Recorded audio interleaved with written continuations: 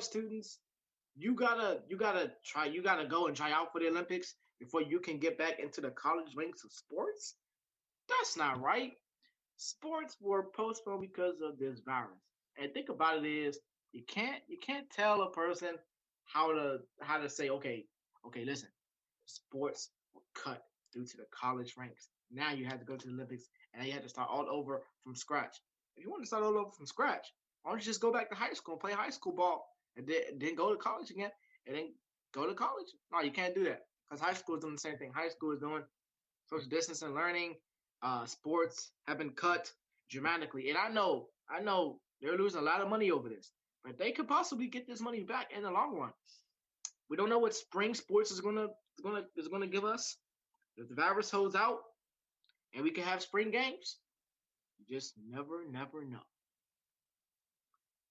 So moving on here. Yes, indeed, we have some new Stanley Cup champions, everyone, and their names are the Tampa Bay Lightning. Let me tell you just how they did it.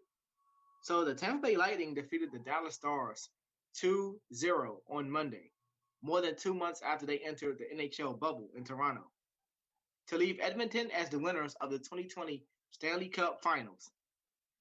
Braden Holtby point scored on a first period power play, and Andrei Vasiliev made 22 saves for his first shutout of the postseason, as Tampa Bay won the best-of-7 series 4-2. Blake Coleman also scored for the Lightning in the second period. Lightning defenseman Victor Hedman won the Conn Smythe Trophy as the most valuable player of the playoffs. He led all defensive men this postseason with 10 goals. Antoine Khudobin made 27 saves for the Stars, who had fallen behind 3-1 and forced a sixth game with a double overtime win in Game 5, but could not push the series to a Game 7. So points tally came on the second Tampa Bay power play of the game. He streaked down the slot, then picked up his own rebound and beat Khudobin high for his playoff-leading 14th goal of the postseason. His teammate Nikita Kovarchov drew the primary assist, his playoff-leading 34th point and 27th assist, fifth highest in NHL history behind only Wayne Gretzky and Mario Lemieux. Vasilevsky played every minute in net for the Lightning and set a postseason record for minutes played.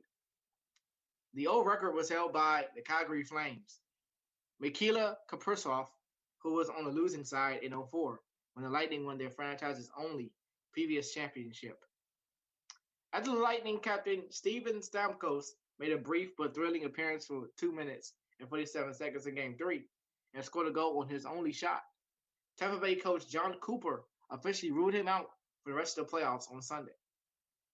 He put on his uniform to receive the cup from Commissioner Gary Bettman after the game. So Cooper made 2 lineup changes for Game 6, reinserting defensive-man Zach Boskin in place of Juan Ruta for the first time since Game 1, and swapping out forward Carter Vayway in favor of the rookie Alexander Volkov, who saw his first career playoff action. Following back-to-back games in which the Lightning won in overtime on Friday and the Stars answered back in double overtime on Saturday, the intensity took a bit of a dip on Monday as the club settled in for another tight check in first period. As was often the case in this series, special teams were the difference. The Lightning were 1 for 3 with the man advantage while the Stars were 0 for 3. Dallas's final power play came with 4 minutes and 33 seconds left in the third period.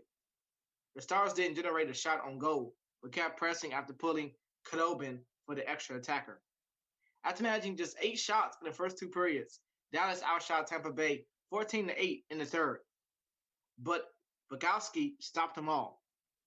As time ran out, the screams of joy echoed through Rogers Place, but was devoured by ticket-buying fans as the Lightning players poured onto the ice to celebrate a Stanley Cup win that had been a long time coming.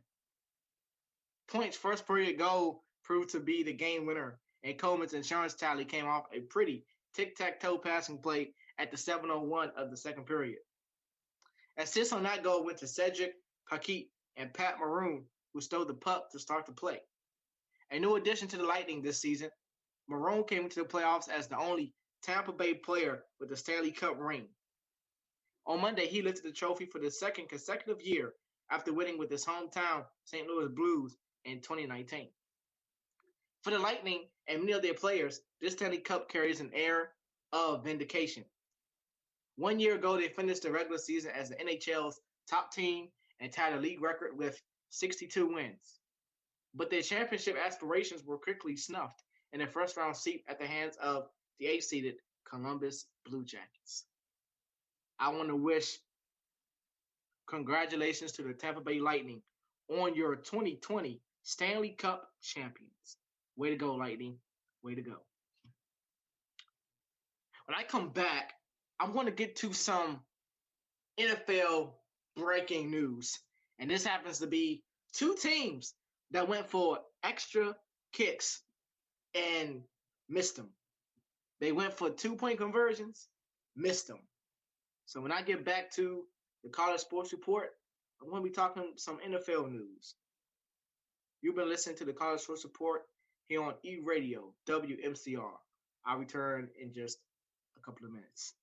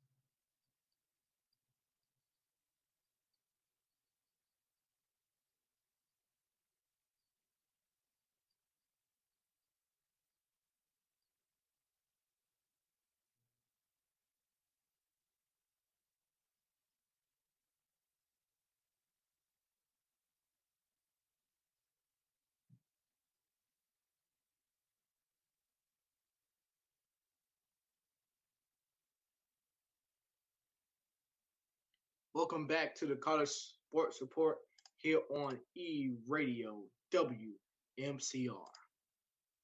Well, don't know if you all saw the Washington football team 1-point loss to the New York Giants yesterday afternoon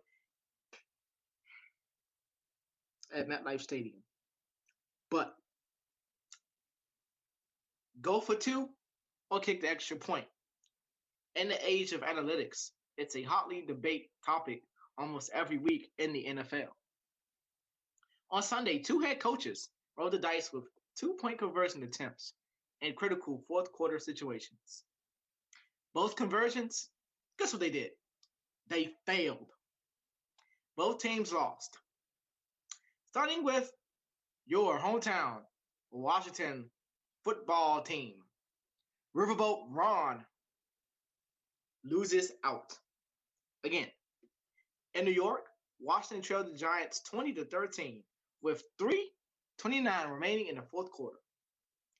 Kyle Allen led a 10-play, 75-yard drive that ended with a touchdown pass to Cam Sims with 36 seconds remaining.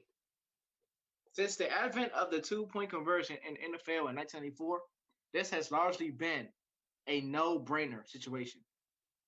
Kick the extra point and play for overtime. Simple as that.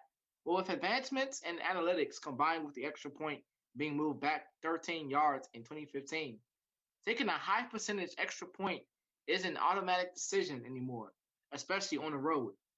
It wasn't for Washington head coach Ron Rivera, who lived up to his Riverboat Ron moniker and decided to go for two and take the late lead. With the 2-point conversion success rate coming at just under 50% in the NFL, Rivera's decision equated to a coin flip to win the game. It didn't work out. Allen had nowhere to throw on a conversion attempt, and his 2-point pass fell haplessly into the end zone turf. New York held on to a 20-19 victory. And both teams are 1-5, but the NFC East is still up for grabs. Listen, I can see you going for a 2-point conversion if you were closer to the goal line. Like if you were 1 yard away from the goal line, I can say, hey, look, do a quarterback sneak, punch the ball in, get it to the running back, punch the ball in. You weren't at the 1 yard line, Ron. You were at the 13-yard line, and you had your quarterback just you had your quarterback just all exposed. You thought your quarterback could run it in. He threw it. I would have just had your quarterback run it in. I mean, what could have been a bad reason for letting your quarterback run it in? But you didn't do it, and now your team is 25 and staring down last place. I'm telling you, if Washington football team don't get it right, they are going to be looking at a number 1 draft pick. And Andrew Lawrence, who's Clemson quarterback. Wow, this kid is one amazing player. He went number 16 for the Clemson Tigers, and wow, this guy is awesome. So another team that went for a 2-point conversion and failed was the Texans. A Texans aggression backfires. So newly coached Romeo Crennel takes over for Bill O'Brien. So Romeo Crennel faced a similar situation against Tennessee Titans. The Houston Texans head coach saw his team march 69 yards in the fourth quarter on a 6-minute, 40-second drive that ended with the Deshaun Watson touchdown pass to Brandon Cooks. The score gave the Texans a 36-29 lead with a minute 50 remaining. An extra point would give the Texans an 8-point lead and force the Titans to score a touchdown and convert for 2 to force overtime. A 2-point conversion would give the Texans a 2-possession lead with less than 2 minutes remaining. So Crennel, like Rivera, tried to put the game out of reach right there while playing on the road. Watson's 2-point conversion pass to Randall Cobb fell incomplete. And the Texans maintained a 7-point margin. But you know what the 5-0 Titans did? Do you want to know what they did? Let me tell you what they did. The Titans responded with a touchdown drive that concluded with a Ryan Tannehill pass to A.J. Brown with 4 seconds remaining. Titans head coach Mike Vrabel did not gamble. He opted for the extra point attempt, which Stephen Gostkowski converted to force overtime. The Titans scored on the opening possession of overtime to win the game 42-36. So were both coaches right to make those decisions? I'm gonna say Ron Rivera wasn't right because they could have kicked the field goal, win the overtime, won the game. I'm gonna say Romeo Crennel probably was right because the Texans are in the same boat as the Washington football team is. So were they the right decisions? So both gambles involved coaches playing for the win on the road. Both gambles came from coaches of teams with a combined 2 wins and virtually no hope of making the playoffs. Both gambles backfired. So playing the individual result isn't the proper way to look at these analytics-based decisions. These are calculated gambles that will sometimes win and sometimes lose. It's the risk some coaches are willing to take more than others. In these cases, both coaches came up on the wrong end. But did they make the wrong decisions? I don't know, sports fans. You tell me. Did they make the wrong decisions or the right decisions? You tell me. So, the World Series, my friends, ladies and gents, is set. After a pair of dramatic Game 7 clinchers, the Dodgers and Rays, both the top seeds from their respective leagues, meet in the 2020 World Series at Globe Life Field in Arlington. The Dodgers will seek their first title since 1988. Wow, a long time ago in the making. Wow. While the Rays have never won the World Series and only appeared once previously in 2008, losing to the Phillies in 5 games. I remember that Philly team. They had Ron Howard, Jimmy Rollins, they had Chase Utley, they had Jason Worth. That team was stupendous in the making. Now the World Series game, it hits your TV sets Tuesday at 8 p.m. Eastern on Fox.